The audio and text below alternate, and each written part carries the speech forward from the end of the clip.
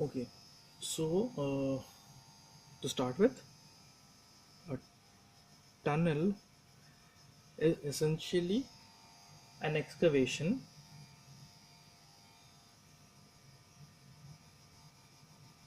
Okay, so it is basically a long, narrow, horizontal or sub-horizontal excavation. So it is long, it is narrow, it is just a minute.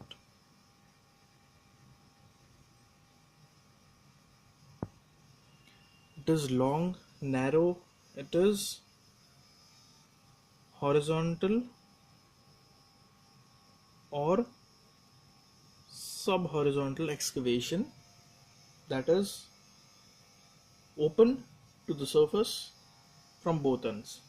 Okay, now basically then what we can say is say this is a kind of surface we have, and we need to connect this point with this point.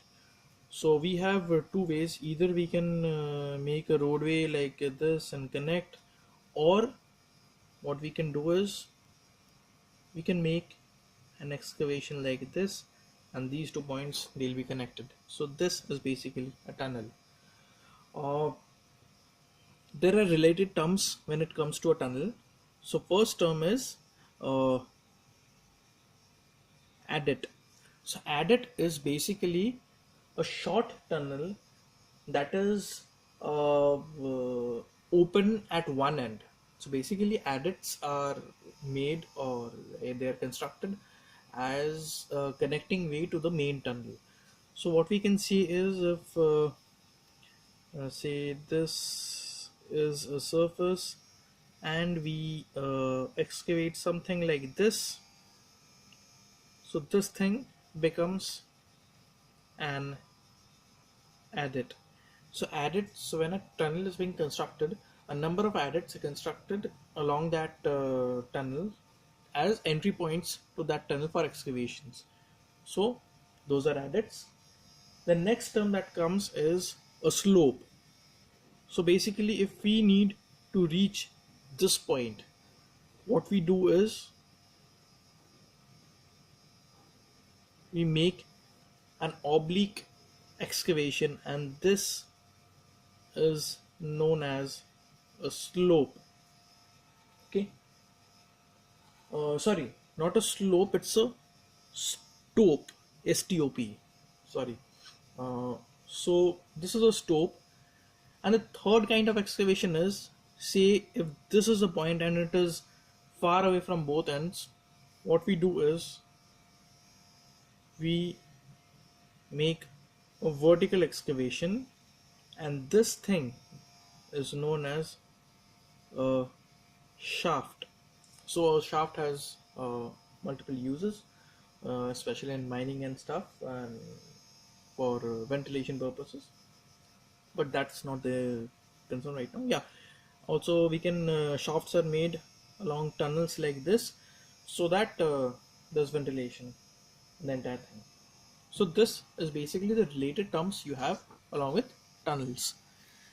The next thing is, so when we see a cross section of a tunnel, okay, so there are various parts of the tunnel. Okay, a tunnel can be like this, a tunnel can be cylindrical like this. Okay, depending on that, like depending on the use, basically the shape of the tunnel is there. So starting with the basic thing, the parts of a tunnel, we have the walls, right? These are the walls. After that, we have the roof of the tunnel, which is also known as the crown of the tunnel, and we have the floor of the tunnel, or invert of the tunnel. So in case of a cylindrical tunnel, we just have the floor or invert and the crown, nothing else. So we do not have walls for cylindrical tunnels. The next thing is there's something we have the point of connection, the point where the crown and the walls join, that is known as spring line. Okay, so going back to everything, first we have the roof of the tunnels, then we have the walls of the tunnels. The point of connection junction between the roof and the walls is known as the spring line, which is obviously a line along the tunnel, and the floor of the tunnel, the four basic parts of the tunnel we have. Next is, while we are excavating, say this is the proposed tunnel cross section we have. During excavation, most of it is we actually break a lot more than what is needed because of the degree of charges that are used. So often we have more excavation than what is required. So this extra portion that breaks, which is obviously not required, is known as the over break, right? And this proposed line of the tunnel is known as the pay line, which is the actual line that is required, the tunnel cross section. So we have the pay line and we have the overbreak. This is during construction of the tunnel, right? uh, After that, we are going to see through uh, the designs of a tunnel, the basic 4 questions that are required when we are building a tunnel, or we are excavating a tunnel rather. So first concern is, I hope this is visible, yeah. So the first concern is the geological material that is there, through which we are going to drive our tunnel. This thing will decide the method of excavation and the method of slope stabilizations. The next part is, no matter how hard your ground is, you need tunnel supports. So supports, what kind of supports are we going to use for a tunnel? Third part is groundwater activity. So it is important to know the groundwater flow, the groundwater level, so that we do not encounter any kind of seepage. And in case we encounter any kind of seepage, how do we control that? The fourth thing is grouting, which is mostly the work of an engineer. So he decides what kind of grout do we need, what is the thickness of the grout that we need, what kind of screening do we need, what kind of shotcreting do we need. So that is uh, uh, engineer's part, an engineer's part. So that's about grouting. So basically, I will see what are the process, like the steps while building a tunnel. First thing is, what we do is, we have, say, we have a face like this. Okay, first thing, step one is drilling. So what is done? A number of holes are strategically drilled. Step 2 is charging. So a blasting expert or a blasting foreman comes and he charges these holes with explosive. What kind of explosive are we going to use, and the amount of explosive that we are going to use, everything of it depends on the geological material that is there. So obviously, for a hard material we need a high grade explosive, for soft material we need a low grade explosive. So that is about charging. We charge these holes with explosives. Third is blasting.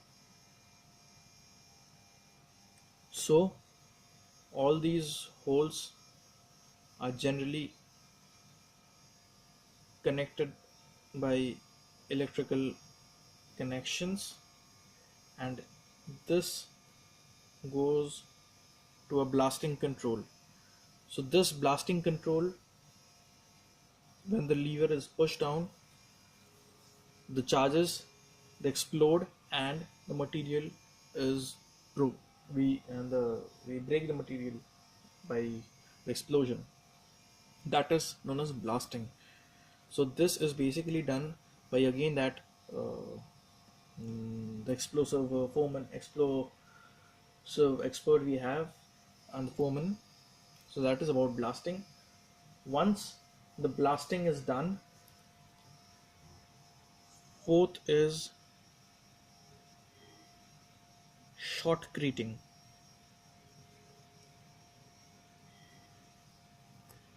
So what is shotcrete?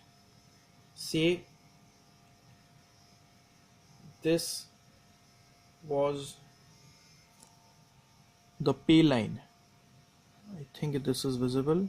Yeah. So this is the pay line. I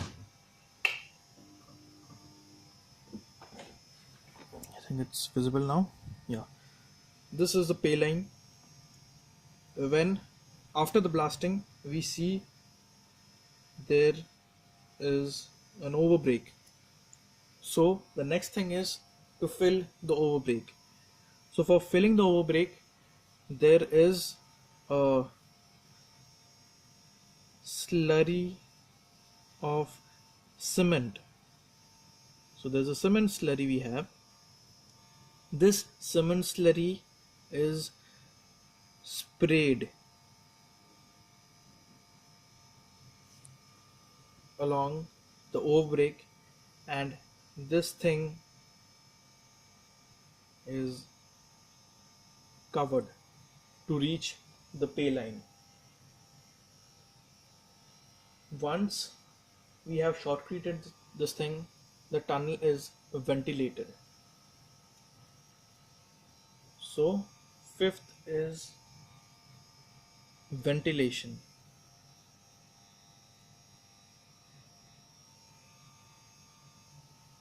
It is important to ventilate a tunnel in order to make it usable.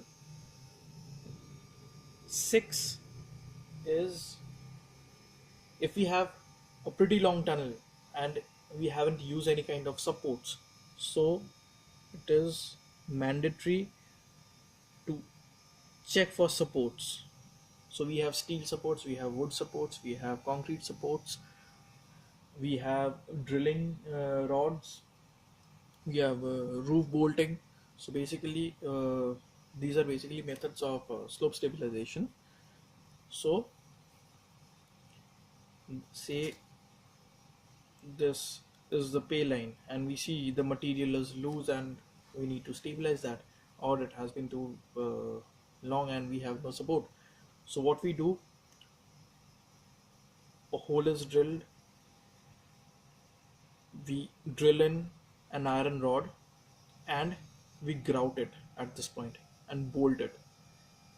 A number of bolts are drilled in to stabilize this tunnel.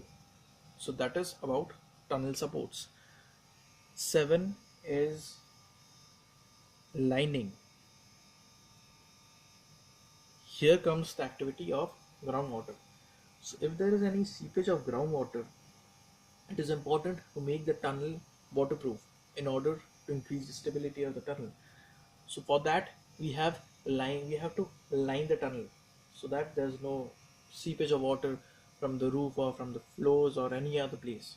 So that is about lining the tunnel. So revising again, we have first is drilling. We drill a face, then there's charging. We charge those holes with explosives. There's blasting. Once the explosives are charged, we blast them and the entire face breaks. Then there's shotcreting, spraying of cement slurry in order to fill the overbreak and stabilize the tunnel. Then there's ventilation in order to make the tunnel usable. Sixth is supports in order to make that we add tunnel supports in order to make the tunnel stable. Then there's lining in order to keep groundwater from seeping inside. So these are the processes that are involved in uh, tunneling. So when we are talking about geological material, so there are various kinds of geological material involved. So here we say the first kind of material is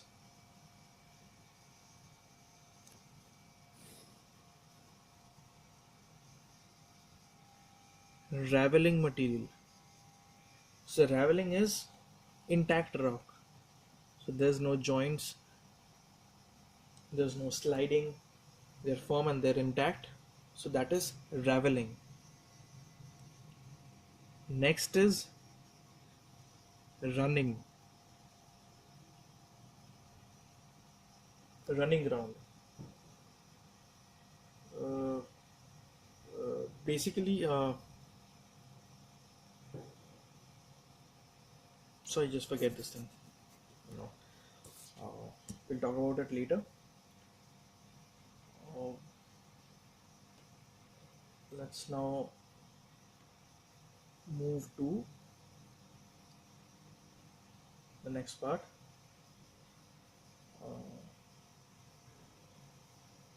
Okay, so there is the steps of construction of tunnels. Oh, sorry, of excavation. So there are many types of excavations we can do. So excavations can be like done based on the geological material we have, the strength of the material. Excavations can be of the following types.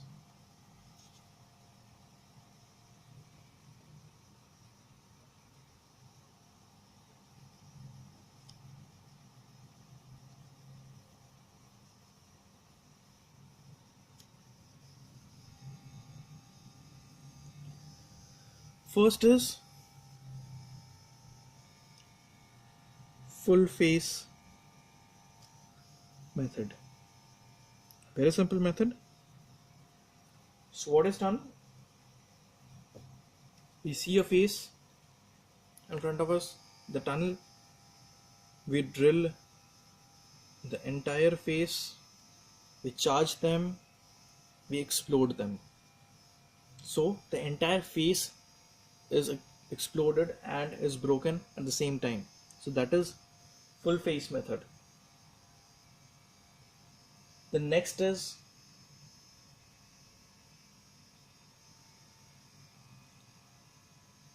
heading and benching.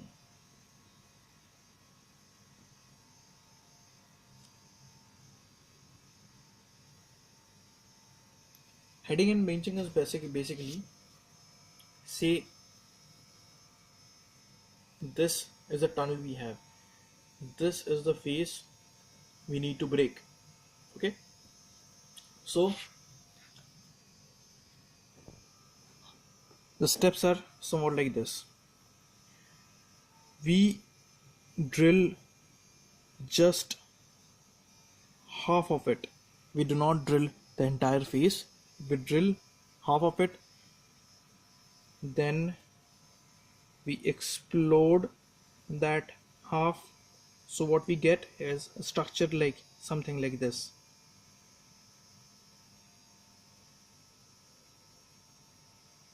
Okay, this part, extra part, is exploded and we clear it out. We muck it up, so we get a step like structure. Now we drill this hole, this the floor part. We explode that. What we get is another face like this.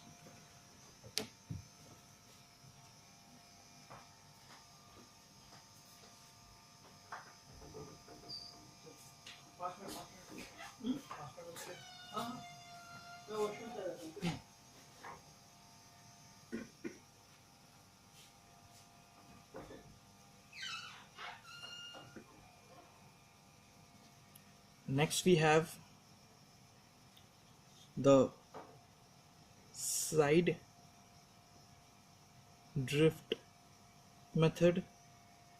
We have multiple drift method, and we have shield method. So I'm not very sure about these methods, but what I can say is this is used for very soft ground, this is used for softer grounds, this is used for soft grounds,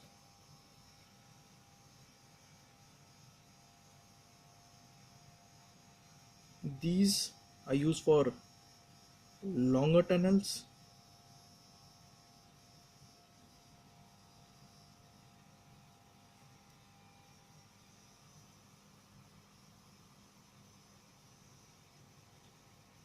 and this is basically a step-by-step method for short tunnels.